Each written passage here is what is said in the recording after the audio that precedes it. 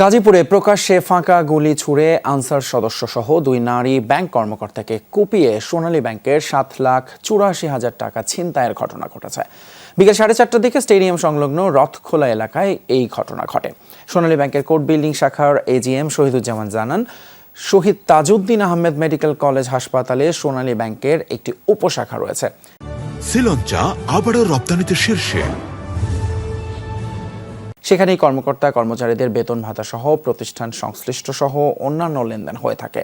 রোববার সারাদিন লেনদেন শেষে বিকেলে অটোরিকশা যোগে টাকা নিয়ে প্রধান শাখার উদ্দেশ্যে রওনা হন দুই ব্যাংক কর্মকর্তা আতিকা পারভিন ও ফারজানা নাজনীন। এ সময় তাদের সাথে ছিলেন দুই আনসার সদস্য।